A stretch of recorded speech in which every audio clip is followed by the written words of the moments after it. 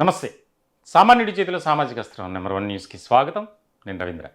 ఆంధ్రప్రదేశ్లో జనసేన ఈ పార్టీకి ప్రస్తుతం ఉన్నటువంటి ఒక గ్రాఫ్ అంటే పెరుగుతున్నటువంటి మద్దతు కావచ్చు, ఆదరణ కావచ్చు, వస్తున్నటువంటి అభిమానం అది చాలా ఎక్కువనే చెప్పాలి. ఇలాంటి సందర్భంలో గత 10 ఏళ్లుగా ఆ పార్టీలో నెలకొన్నటువంటి ప్రతికూలమైనటువంటి పరిస్థితులు అంటే ఏ ఎన్నికలకు వెళ్ళినా విజయ అవకాశాలు అంతంత మాత్రంగానే ఉండేది. పార్టీలో ఉన్నటువంటి క్యాడర్ కూడా ఒక రకమైనటువంటి నిర్లిప్తత. ఇలాంటి తరుణంలో 2024లో ఆంధ్రప్రదేశ్లో జరిగినటువంటి ఎన్నికలకు సంబంధించి ఏ రకమైనటువంటి ఫలితాలు వచ్చాయి, చాలా కీలకమైనటువంటి పరిణామంగా రాష్ట్ర రాజకీయాల్లో చోటు చేసుకుంది అప్పట్లో. సో ఇలాంటి సందర్భంలో పార్టీని బలోపేతం చేసేందుకు పార్టీలో ఉన్నటువంటి క్యాడర్కు ఒక రకమైనటువంటి లీడర్షిప్ అనే అంశానికి సంబంధించి ముందుకు వెళ్తున్నారు సేనాని పవన్ కళ్యాణ్. ఇలాంటి సందర్భంలో కూటమిలో ముఖ్యమైనటువంటి భూమిక పోషిస్తూనే ఉన్నారు. డిప్యూటీ సీఎంగా పవన్ కళ్యాణ్ ఆయన తీసుకునే నిర్ణయాలు కానీ, ఆయన ప్రజలకు చేస్తున్నటువంటి సేవ కానీ ఒక రకమైనటువంటి చర్చనీయాంశమైన టాపిక్గా మారింది. ఇటువంటి తరుణంలో ప్రభుత్వం ఏర్పాటైన తర్వాత మొదటిసారి ఆవిర్భావ వేడుకలు చిత్రాడలో పిఠాపురం నియోజకవర్గ కేంద్రంలో ఆ గ్రామంలో జరిగాయి. ఎంతో ఘనంగా జరిగాయి. ఆ ఆవిర్భావ వేడుకల వేదిక పైనుంచి ఒక రకమైనటువంటి సందేశాన్ని ఇచ్చారు. ఆ తర్వాత కూడా ఒక 2-3 సార్లు కొన్ని మీటింగ్లు కూడా జరిగాయి. అయితే ఇప్పుడు ఒక కీలకమైనటువంటి చర్చ ఏంటి అంటే, ఈసారి జనసేన ఆవిర్భావ వేడుకలు ఎక్కడ కూడా జరగట్ల. సేనాని తీసుకున్నటువంటి నిర్ణయంపై ఒక్కసారిగా రాజకీయ వర్గాల్లోనూ, అలాగే ప్రత్యర్థి పార్టీల్లోనూ, ముఖ్యంగా జనసేనలో కూడా ఒక ఆసక్తికరమైనటువంటి చర్చ జరుగుతుంది. ఆయన తీసుకున్నటువంటి నిర్ణయం వెనుక చాలా ప్రత్యేకమైనటువంటి ఒక వ్యూహం ఉంది. అదేంటంటే, ఫిబ్రవరి 26వ తేదీ నుంచి పార్టీ సభ్యత్వ కార్యక్రమం అనేది మొదలైంది. దానికి సంబంధించి రాష్ట్ర వ్యాప్తంగా 175 నియోజకవర్గ కేంద్రాల్లో గ్రామ స్థాయి నుంచి చాలా వేగంగా సభ్యత్వ కార్యక్రమం అనేది జరుగుతుంది. దాదాపుగా పార్టీ వర్గాల నుంచి ఇప్పటి వరకు మనకు అందినటువంటి ముఖ్యమైనటువంటి సమాచారం ప్రకారం 10 లక్షల మంది సభ్యులుగా చేరారు. ఇప్పటి వరకు 10 ఏళ్ల నుంచి కేవలం చాలా తక్కువ సంఖ్యలో 13 లక్షల్లో ఉన్నట్లు వారి అంచనా. దీనికి సంబంధించి ఇప్పుడు పార్టీలో సభ్యత్వ కార్యక్రమానికి సంబంధించి ఒక రకమైనటువంటి ఒక స్పెషల్ క్యాంపెయిన్గా అది జరగాలి, నిర్వహించాలి. ఇలాంటి సందర్భంలో మార్చి 14వ తేదీన ఒకవేళ ఆ కార్యక్రమం తలపెడితే దానికి సంబంధించి కాస్త ఇబ్బందికరమైనటువంటి పరిస్థితి వస్తుంది.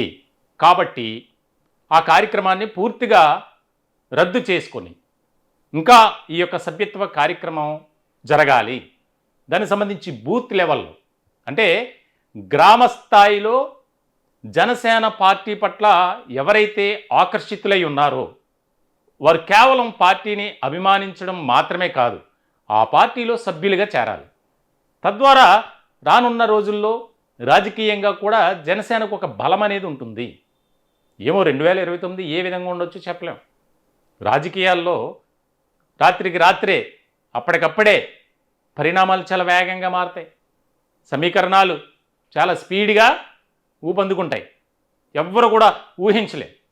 ఇలాంటి తరుణంలో 2029 సార్వత్రిక ఎన్నికలకు సంబంధించి ఇప్పటి నుంచే మనం ఎలక్ట్ అవ్వాలి. ఒక ప్రత్యేకమైనటువంటి వ్యూహంతో ముందుకు అడుగులు వేయాలి. దానికి సంబంధించి ఏ విధంగా మనం నడుచుకోవాలి. సరే, కూటమిలో ఉంటే అది శుభ పరిణామమే.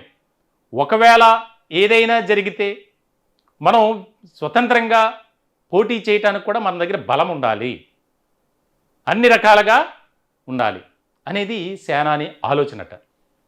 ఇప్పటికే కూటమిలో తెలుగుదేశం పార్టీ జనసేన మధ్య కాస్త గ్యాప్ అనేది కంటిన్యూ అవుతూనే ఉంది.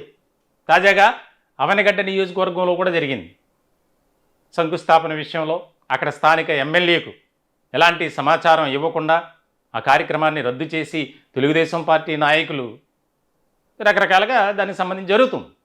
ఇలా కొన్ని చోట్ల 175 నియోజకవర్గాల్లో రాష్ట్ర వ్యాప్తంగా కొన్ని ముఖ్యమైనటువంటి నియోజకవర్గాల్లోనే తెలుగుదేశం పార్టీ, జనసేన ఈ రెండు పార్టీల కీలకమైనటువంటి నేతల మధ్య సమన్వయం కొరవడింది అనేది స్పష్టంగా తెలుస్తుంది, కనిపిస్తుంది.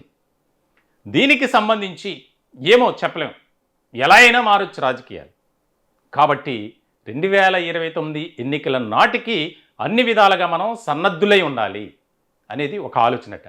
ఇది ఇంటర్నల్ మీటింగ్లో జనసేన ముఖ్యమైనటువంటి నాయకులకు ఆయన దిశానిర్దేశం చేసినటువంటి సందర్భం. కొద్ది నెలల క్రితం విశాఖపట్నంలో కూడా 3 రోజులు జరిగినటువంటి సమావేశాల్లో కూడా మనం జాతీయ స్థాయిలో రాణించాలి, నేషనల్ లెవెల్ పాలిటిక్స్ అనేది మనం అలవర్చుకోవాలి, మన పార్టీ ఏమీ ఆషామాషి కాదు. వాస్తవమే, పవన్ కళ్యాణ్ ఏదైతే దిశానిర్దేశం చేశారో దానికి సంబంధించి జాతీయ రాజకీయాల్లో పవన్ కళ్యాణ్ పాత్ర ఏంటి అంటే చాలా ఎక్కువనే చెప్పాలి. పోటీ చేసినటువంటి అన్ని స్థానాల్లో విజయం సాధించడం, ముఖ్యంగా కూటమి జతకట్టడానికి ప్రధానమైనటువంటి కారణం, అధికారంలోకి రావడానికి ముఖ్యమైనటువంటి భూమిక పోషించినటువంటి వ్యక్తి పవన్ కళ్యాణ్. ఇలాంటి సందర్భంలో ఇప్పుడు ఆయన తాజాగా తీసుకునే నిర్ణయం ప్రతిదీ కూడా కూటమి పార్టీల్లో, ముఖ్యంగా తెలుగుదేశం పార్టీలో ఒక రకమైనటువంటి కొత్త కొత్త ఆలోచనలు కూడా వస్తున్నాయి. తాజాగా ఇప్పటికి కూడా ఒక చర్చ నడుస్తుంది. జాతీయ రాజకీయాలకు చంద్రబాబు నాయుడు వెళ్తారు, చంద్రబాబు నాయుడు ముఖ్యమంత్రి పదవిని తన కుమారుడు నారా లోకేష్కు అప్పగిస్తారు. దానికి సంబంధించి ఎన్నో రకాలుగా ఊహాగానాలు. ఒక పక్క నుంచి తెలుగుదేశం పార్టీ నాయకులు కొట్టిపారేస్తున్నప్పటికీ మళ్ళీ అదే పార్టీలోంచి ఈ యొక్క అంశం తెర మీదకి వస్తుంది, చర్చనీయాంశం అవుతుంది. సో ఇటువంటి సందర్భంలో జనసేన నుంచి అందరూ కూడా, ముఖ్యంగా చాలా ముఖ్యమైనటువంటి నాయకులు కూడా సైలెంట్ మోడ్లో ఉన్నారు. ఎందుకంటే దాని మీద ఏది మాట్లాడినా కాంట్రవర్సీ అవుతుంది, వివాదాస్పదమైనటువంటి ఒక అంశంగా తీసుకువెళ్తారు. కాబట్టి మనం సైలెంట్గా ఉండాలి అని ఎన్ని వార్తలు వచ్చినా, సోషల్ మీడియా వేదికగా ఎన్ని రకాల ట్రోల్స్ జరిగినా దానికి సంబంధించి సైలెంట్గానే ఉంటున్నారు. ఇటువంటి తరుణంలో పార్టీ బలోపేతం, పార్టీలో ఉన్నటువంటి క్యాడర్ని మరింత ఉత్సాహపరచాలి, ఉత్తేజాన్ని నింపాలి. ఆ దిశగా మనం రాష్ట్ర వ్యాప్తంగా ముందుకు నడవాలి. మరికొద్ది రోజుల్లోనే పవన్ కళ్యాణ్ దీనికి సంబంధించి రాష్ట్ర వ్యాప్తంగా ఒక సుడిగాలి పర్యటన పార్టీ తరఫున చేయనున్నారు అనేది కూడా పార్టీ వర్గాల ద్వారా తెలుస్తుంది. దీనికి సంబంధించి మనం గ్రౌండ్ లెవెల్లో పార్టీని బలోపేతం చేసుకోవడం, ముఖ్యంగా పార్టీలో నెంబర్ కూడా ఇంపార్టెంట్. ఎంతమంది ఉన్నారు, పార్టీ సభ్యత్వం ఎంత అనేది కూడా ముఖ్యమైనటువంటి అంశం. కాబట్టి ఇప్పుడు మనం గ్రామ స్థాయి నుంచి పార్టీ పట్ల ఎవరైతే ఆకర్షితులై ఉంటారో వారందరినీ కూడా అట్రాక్ట్ చేసుకుని పార్టీలో సభ్యులుగా చేర్చుకోవాలి. దానికి సంబంధించి జనసేన పార్టీ అంటేనే ఫస్ట్ నుంచి ఒక విధానం ఉంది. ఆ పార్టీలో చేరినటువంటి వారికి ప్రత్యేకమైనటువంటి ఫ్లెక్సిబిలిటీస్ ఉంటాయి. ఇప్పుడు కూడా దాన్ని ఇంకా పెంచారు. సో ఇలాంటి తరుణంలో ఇదొక ముఖ్యమైనటువంటి అంశంగా ఒక చర్చ జరుగుతుంది రాష్ట్ర రాజకీయ వర్గాలు. రాజకీయ విశ్లేషకులైతే ఇది నిజంగా ఓకే, ఆయన ఆవిర్భావ వేడుకలను, ఆ కార్యక్రమాన్ని రద్దు చేయటం వెనుక మంచి ప్రణాళిక ఉంది, ఒక సరికొత్త వ్యూహం ఉంది. కానీ కార్యక్రమాన్ని చెయ్యాలి. ఎందుకంటే పార్టీ ఆవిర్భావం అనేది ఆ పార్టీకి ఒక పునాది, ఫౌండేషన్. కాబట్టి ఖచ్చితంగా ఆ కార్యక్రమమే, ఈ కార్యక్రమమే అంత భారీ ఎత్తున చేయకపోయినా కనీసం చేయాలి అనేది. దీనికి సంబంధించి కూడా సమాలోచనలు చేస్తున్నారట. మరి ఎక్కడ చేస్తారు ఏంటి? మంగళగిరి పార్టీ కార్యాలయంలో చేస్తారా, లేదా కంప్లీట్గా ఈ యొక్క సభ్యత్వ నమోదు కార్యక్రమంపైనే ఫోకస్ పెడతారా? వాస్తవానికి 10వ తేదీతో ఈ యొక్క సభ్యత్వ నమోదు కార్యక్రమం అయిపోతుంది. కానీ కొంతమంది నుంచి వస్తున్నటువంటి ప్రతిపాదనలు కానీ సూచనల ప్రకారం దీన్ని ఇంకా పొడిగించాలి. మరొక వారం రోజుల్లో 10 రోజుల్లో పొడిగిస్తే దీనికి సంబంధించి ఈ ఫిబ్రవరి 26 నుంచి మార్చి 9వ తేదీ వరకే దాదాపుగా 10 లక్షల మంది పార్టీలో సభ్యులుగా చేరారు. కాబట్టి దీన్ని పొడిగిస్తే మరింత మంచిగా ఉంటుంది మనకి అనేది కూడా కొంతమంది అభిప్రాయం.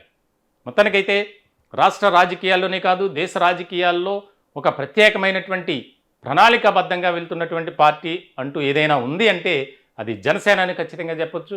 ఇప్పుడున్నటువంటి ఆ సినారియో ప్రకారం అయితే ఖచ్చితంగా జనసేన గ్రాఫ్ రోజు రోజుకి పెరుగుతుంది తప్ప అదేమీ పతన స్థాయికి వచ్చేటువంటి పార్టీ కాదు. ఇప్పుడు దాన్ని ఆ పార్టీలో ఉన్నటువంటి క్యాడర్కు ఒక రకమైనటువంటి మనోనిబ్బరాన్ని కలుగజేయటం, దీనికి సంబంధించి గతంలో అధికారంలోకి వచ్చిన తర్వాత పార్టీని విస్మరించారు. పార్టీలో ఉన్నటువంటి నాయకులను కానీ క్యాడర్ని కానీ పట్టించుకోవట్లేదు.